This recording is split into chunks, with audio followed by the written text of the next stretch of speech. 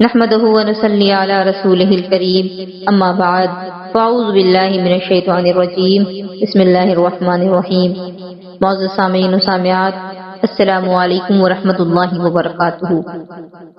ماہ رمضان المبارک کی آمد ہے، اور ماہ رمضان المبارک سے پہلے ہی ہمیں بہت سارے ایسے مسائل ہیں جن سے واقف ہو جانا بہت زیادہ ضروری ہے، کیونکہ ماہ رمضان میں ہمیں ان مسائل کی بہت زیادہ ضرورت پڑتی ہے کہ ہم ان مسائل کا حل جان سکیں۔ تو ان میں سے ایک نہایت ہی ضروری مسئلہ میں آج آپ کے سامنے بیان کروں گی، زکوٰۃ کے بارے میں۔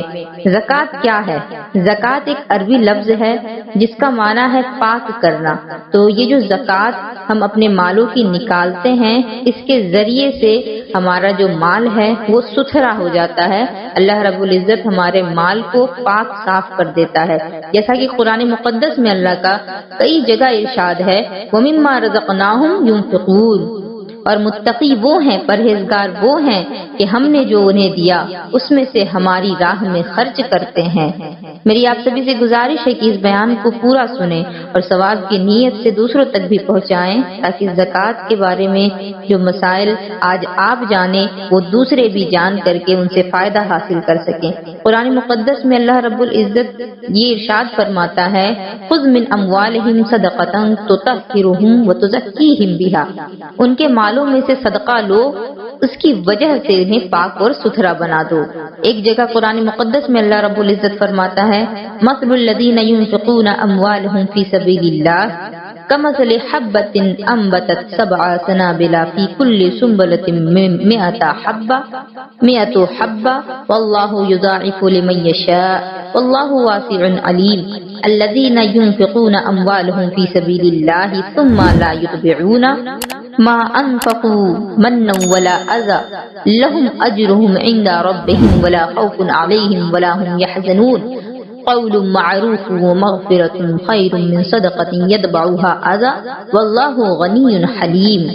جو لوگ اللہ کی راہ میں خرچ کرتے ہیں ان کی کہاوت اس دانے کی ہے کہ جس سے 7 بالیں نکلے، ہر بال میں 100 دانے۔ اللہ عز و جل جسے چاہتا ہے زیادہ دیتا ہے، اور اللہ عز و جل وسعت والا ہے، بڑا علم والا ہے۔ جو لوگ اللہ کی راہ میں اپنے مال خرچ کرتے، پھر خرچ کرنے کے بعد نہ احسان جتاتے نہ اذیت دیتے، ان کے لیے ان کا ثواب ان کے رب کے حضور ہے، اور نہ ان پر کچھ خوف ہے، نہ ہی وہ غمگین ہوں گے۔ اچھی بات اور مغفرت اس صدقے سے بہتر ہے جس کے بعد اذیت دینا ہو، اور اللہ بے پرواہ اور حلم والا ہے۔ اس مسئلے پر کافی احادیث بھی وارد ہے۔ صحیح بخاری اور مسلم شریف میں ابو ہریرہ رضی اللہ تعالیٰ عنہ سے مروی ہے کہ رسول اللہ صلی اللہ تعالیٰ علیہ وسلم فرماتے ہیں کہ جس کو اللہ تبارک و تعالیٰ مال دے اور وہ اس کی زکوٰۃ ادا نہ کرے تو قیامت کے دن وہ مال گنجے سانپ کی صورت میں کر دیا جائے گا، جس کے سر پر 2 چکیاں ہوں گی۔ وہ سانپ اس کے گلے میں توق بنا کر کے ڈال دیا جائے گا، پھر اس کی بانچھیں پکڑے گا اور کہے گا کہ میں تیرا مال ہوں، میں تیرا خزانہ ہوں۔ اس کے بعد حضور اکرم صلی اللہ تعالی علیہ وسلم نے اس آیت کی تلاوت فرمائی وَلَا يَحْسَبَنَّ الَّذِينَ يَبْخَلُونَ۔ اس کی مثل ترمذی اور نسائی اور ابن ماجہ نے عبداللہ بن مسعود سے روایت کی ہے۔ حدیث پاک میں گنجے سانپ کا ذکر کیا گیا ہے۔ سانپ جب 1000 برس کا ہوتا ہے تو اس کے سر پر بال نکل جاتے ہیں، اور جب وہ 2000 برس کا ہو جاتا ہے تو پھر وہ بال گر جاتے ہیں۔ گنجے سانپ کا معنی یہ ہے کہ وہ سانپ کس قدر پرانا ہوگا اور کتنا زہریلا اور خطرناک ہوگا، اور وہ سانپ کچھ اور نہیں بلکہ وہ مال ہی ہے جس مال کی دنیا میں زکوٰۃ نہ دی گئی ہوگی۔ صحیح مسلم شریف میں حضرت ابو ہریرہ رضی اللہ تعالیٰ عنہ سے مروی ہے، فرماتے ہیں کہ رسول پاک صلی اللہ تعالیٰ علیہ وسلم نے فرمایا کہ جو شخص سونے چاندی کا مالک ہو اور اس کا حق ادا نہ کرے تو جب قیامت کا دن ہوگا اس کے لیے آگ کے پتھر بنائے جائیں گے، ان پر جہنم کی آگ بھڑکائی جائے گی، اور ان سے اس کی کروٹ اور پیشانی اور پیٹھ داغی جائے گی۔ جب ٹھنڈے ہونے پر آئیں گے پھر ویسے ہی بھڑکا دی جائے گی۔ یہ معاملہ اس دن کا ہے جس کی مقدار 50,000 برس ہے، یہاں تک کہ بندوں کے درمیان فیصلہ ہو جائے۔ اب وہ اپنی راہ دیکھے گا، خواہ جنت کی طرف جائے یا جہنم کی طرف جائے۔ اونٹ کے بارے میں فرمایا کہ جو اس کا حق ادا نہیں کرتا، قیامت کے دن ہموار میدان میں لٹایا جائے گا، اور وہ اونٹ سب کے سب نہایت فربا ہو کر کے آئیں گے، پاؤں سے اسے روندیں گے اور منہ سے اسے کاٹیں گے۔ جب ان کی پچھلی جماعت گزر جائے گی، پہلی لوٹے گی۔ اور گائے اور بکریوں کے بارے میں فرمایا کہ جو ان کی زکوٰۃ نہیں دے گا، اس شخص کو ہموار میدان میں لٹائیں گے، اور وہ سب کے سب آئیں گے، نہ ان پر مڑے ہوں گے، نہ ان میں مڑے ہوئے سینگ کی کوئی ہوگی، نہ ہی بغیر سینگ کی ہوگی، نہ ٹوٹے سینگ کی ہوگی، اور سینگوں سے ماریں گے اور کھروں سے روندیں گے۔ اور اسی کے مثل صحیحین میں اونٹ اور گائے اور بکریوں کی زکوٰۃ نہ دینے اور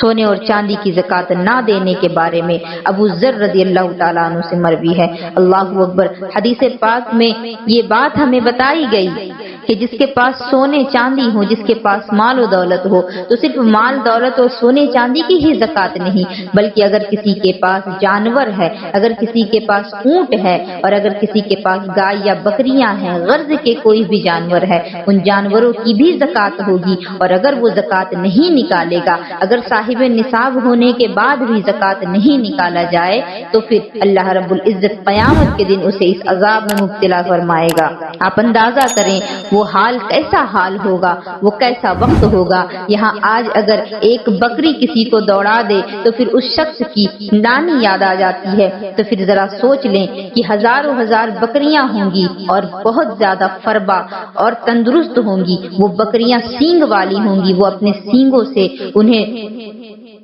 ماریں گی۔ اسی طریقے سے گائے ہوں گے، اسی طریقے سے اونٹ ہوں گے، وہ انہیں روندیں گے۔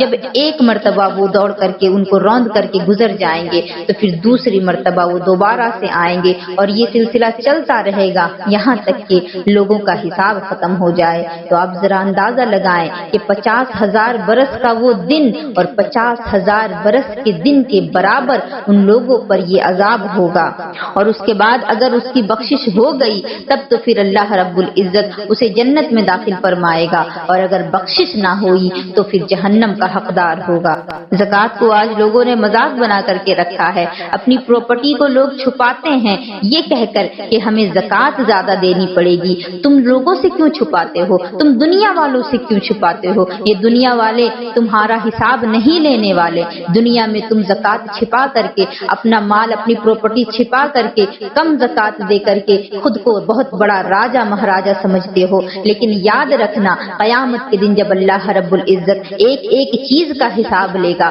اس وقت ساری چیزیں سب کے سامنے عیاں ہو جائیں گی۔ دنیا میں مال کی محبت میں تم نے زکوٰۃ نہیں نکالا تو وہی مال سانپ بن کر کے تمہیں ڈسے گا، وہی زمین جائیداد، وہی جانور جس کو تم نے چھپا کر کے رکھا لوگوں کی نظروں سے تاکہ تمہیں زیادہ زکوٰۃ نہ دینی پڑ جائے، وہی تمہیں روندیں گے، تمہیں ماریں گے، تمہیں کاٹیں گے۔ صحیح بخاری اور مسلم میں ابو ہریرہ رضی اللہ تعالیٰ عنہ سے مروی ہے کہ رسول اکرم صلی اللہ تعالیٰ علیہ وسلم کے بعد جب صدیق اکبر رضی اللہ تعالیٰ عنہ خلیفہ ہوئے، اس وقت اعراب میں کچھ لوگ کافر ہو گئے، یعنی کہ گاؤں کے لوگ، دیہات کے لوگ، ان میں سے کچھ کافر ہو گئے اور زکوٰۃ کی فرضیت سے انکار کر بیٹھے۔ وہ کہنے لگے کہ زکوٰۃ فرض نہیں۔ صدیق اکبر نے ان پر جہاد کا حکم دیا۔ امیر المومنین فاروق اعظم رضی اللہ تعالیٰ عنہ نے کہا کہ ان سے آپ قتال کیوں کرتے ہیں؟ کہ رسول اللہ صلی اللہ تعالیٰ علیہ وسلم نے تو فرمایا کہ مجھے حکم ہے لوگوں سے لڑو یہاں تک کہ لا الہ الا اللہ کہیں، اور جس نے لا الہ الا اللہ کہہ لیا اس نے اپنی جان اور مال بچا لیا، مگر حق اسلام میں، اور اس کا حساب اللہ کے ذمے ہے۔ یعنی حضرت امیر المومنین عمر فاروق اعظم حضرت ابوبکر صدیق سے یہ کہہ رہے تھے کہ یہ لوگ تو لا الہ الا اللہ کہنے والے ہیں، تو پھر ان پر جہاد کیوں کیا جا رہا ہے؟ صدیق اکبر نے فرمایا کہ خدا کی قسم میں اس سے جہاد کروں گا جو نماز اور زکوٰۃ میں تفریق کرے، یعنی نماز کو تو فرض مانے اور زکوٰۃ کو فرض نہ مانے، زکوٰۃ کی فرضیت کا انکار کرے۔ زکوٰۃ حق المال ہے۔ خدا کی قسم بکری کا بچہ جو رسول اللہ صلی اللہ تعالی علیہ وسلم کے پاس حاضر کیا کرتے تھے، اگر مجھے دینے سے انکار کریں گے تو اس پر ان سے جہاد کروں گا۔ فاروق اعظم فرماتے ہیں واللہ میں نے دیکھا کہ اللہ تعالیٰ نے صدیق اکبر کا سینہ سینہ کھول دیا اس وقت میں نے بھی پہچان لیا کہ وہی حق ہے۔ اس حدیث سے ہمیں یہ بات بھی معلوم ہو رہی ہے کہ صرف کلمہ گوئی سے ہی اسلام کافی نہیں، یعنی صرف لا الہ الا اللہ کہہ لینا ہی مسلمان ہونے کے لیے کافی نہیں، جب تک کہ تمام ضروریات دین کا اقرار نہ کرے۔ اور امیر المومنین فاروق اعظم رضی اللہ تعالیٰ عنہ کا بحث کرنا اس وجہ سے تھا کہ ان کے علم میں پہلے یہ بات نہ تھی کہ وہ فرضیت کے منکر ہیں، یہ خیال تھا کہ زکوٰۃ دیتے نہیں، اس کی وجہ سے گنہگار ہوئے، کافر تو نہیں ہوں گے کہ ان پر جہاد کیا جائے۔ مگر جب آپ کو یہ بات معلوم ہو گئی کہ وہ لوگ تو زکوٰۃ کی فرضیت کا ہی انکار کر رہے ہیں، اس پر فاروق اعظم فرماتے ہیں کہ واللہ میں نے دیکھا کہ اللہ تعالیٰ نے صدیق اکبر کا سینہ کھول دیا۔ ایک اور حدیث پاک میں آتا ہے، ابو داؤد نے عبداللہ بن عباس رضی اللہ تعالیٰ عنہما سے روایت کی کہ جب یہ آیت کریمہ نازل ہوئی والذین یکنزون الذهب والفضة، تو یہ آیت کریمہ مسلمانوں پر شاق ہوئی، یعنی مسلمان یہ سمجھ بیٹھے کہ سونا اور چاندی جمع کرنا ہی حرام ہے، تو ان کو بہت زیادہ دقت کا سامنا کرنا ہوگا۔ فاروق اعظم نے کہا کہ میں تمہاری اس مصیبت کو دور کر دوں گا۔ حضور کی بارگاہ میں حاضر ہوئے، عرض کی یا رسول اللہ صلی اللہ تعالیٰ علیہ وسلم، یہ آیت حضور کے اصحاب پر گرا معلوم ہوئی۔ فرمایا اللہ تبارک و تعالیٰ نے زکوٰۃ تو اس لیے فرض کی کہ تمہارے باقی مال کو پاک کر دے، اور میراث اس لیے فرض کی کہ تمہارے بعد والوں کے لیے ہو۔ اس کا مطلب یہ ہوا کہ اگر مطلقاً مال جمع کرنا حرام ہوتا تو زکوٰۃ بھی مال کو پاک نہیں کر سکتی تھی، بلکہ مال جمع کر کے پھر اس کی زکوٰۃ نہ نکالنا اس کو حرام قرار دیا گیا، اور میراث اس لیے مقرر کی گئی تاکہ اس کے مرنے کے بعد اس کے جو وارثین ہوں گے ان کے لیے آسانیاں ہو سکے۔ اس پر فاروق اعظم نے تکبیر کہی۔ اللہ رب العزت نے جو زکوٰۃ فرض کی ہے تو اس میں بہت سارے راز پوشیدہ ہیں، جن میں سے کچھ تو بیان کیے جاتے ہیں کہ اللہ رب العزت نے لوگوں کو مالدار بنایا، اور جن لوگوں کو مالدار بنایا ہے تو پھر ان کے مال میں زکوٰۃ کا حکم دیا گیا، اور قرآن میں بھی اس کا اللہ رب العزت نے ذکر کیا ہے کہ زکوٰۃ جو ہے وہ مصارف زکوٰۃ کو ہی دیے جائیں، یعنی ان لوگوں کو دیے جائیں جو کہ اس کے حقدار ہیں، کیونکہ وہ لوگ اس قابل نہیں ہیں کہ وہ اپنے لیے کچھ کر سکیں، یا پھر ان کی اتنی استطاعت نہیں، وہ غریب ہیں، وہ فقیر ہیں، وہ مجبور ہیں، تو پھر ان لوگوں کو زکوٰۃ کا مال دیا جائے، یتیموں کو زکوٰۃ کا مال دیا جائے۔ اور مالداروں کو اللہ نے مال اس لیے دیا ہے تاکہ وہ اپنے مال سے غریبوں کی خدمت کریں، ان کی مدد کر سکیں۔ ہم نے دیکھا ہے کہ اگر کسی ایک گھر میں 3-4 بھائی رہتے ہوں تو ہر ایک کی کمائی، ہر ایک کی آمدنی برابر نہیں ہوتی، کسی کی کم تو کسی کی زیادہ ہوتی ہے، لیکن جس کی زیادہ ہو اس کو اس بات پر تکبر نہیں کرنا چاہیے، اس کو اس بات پر مغرور نہیں ہونا چاہیے کہ میرے بھائیوں سے زیادہ میری کمائی ہے، اور جن کی کمائی کم ہے ان کو اس بات کو سوچ کر کے مایوس نہیں ہونا چاہیے کہ میری کمائی میرے بھائی سے کم ہے، بلکہ اللہ رب العزت نے اگر 4 بھائیوں میں سے ایک بھائی کی آمدنی زیادہ رکھی ہے، زیادہ کمائی رکھی ہے، تو اس میں ان کے جو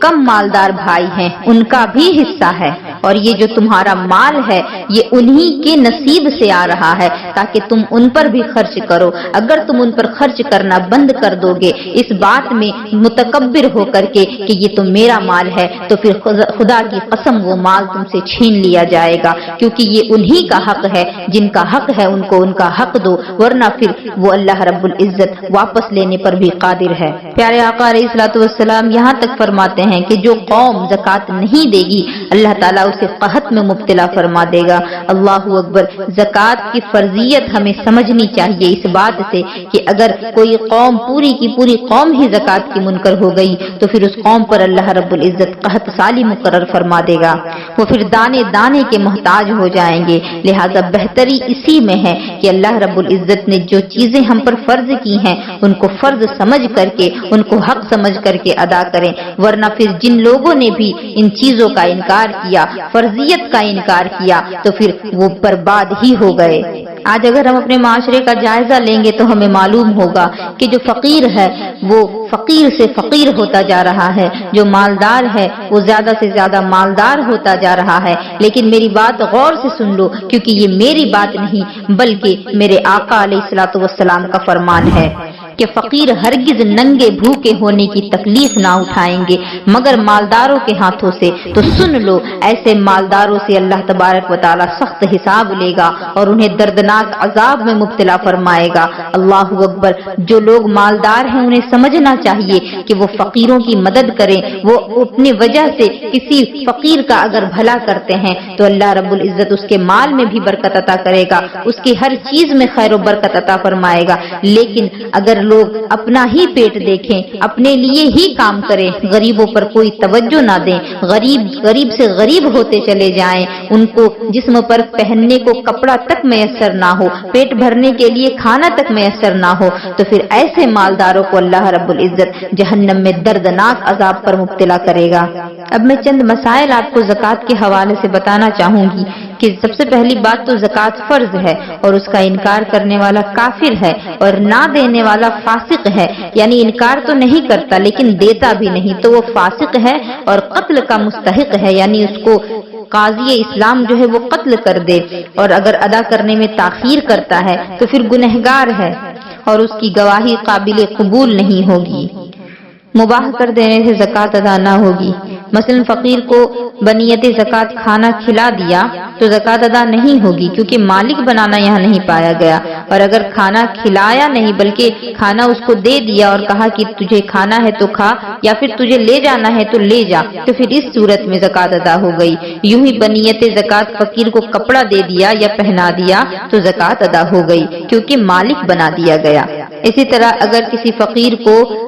زکوٰۃ کی نیت سے مکان رہنے کو دے دیا تو بھی زکوٰۃ ادا نہیں ہوگی کیونکہ مال کا مالک نہیں بنایا گیا بلکہ فائدہ حاصل کرنے کے لیے اسے مکان دیا گیا۔ مالک کرنے میں یہ بھی ضروری ہے کہ ایسے کو دے جو قبضہ کرنا جانتا ہو، یعنی ایسا نہ ہو کہ پھینک دے یا پھر دھوکہ کھا جائے، ورنہ پھر زکوٰۃ ادا نہیں ہوگی۔ مثلا نہایت چھوٹے بچے یا پاگل کو دینا، اور بچے کو اتنی عقل نہ ہو تو اس کی طرف سے اس کا باپ جو فقیر ہو یا اس کا وصی ہو یا جو اس کی نگرانی میں ہے وہ اس پر قبضہ کر لے۔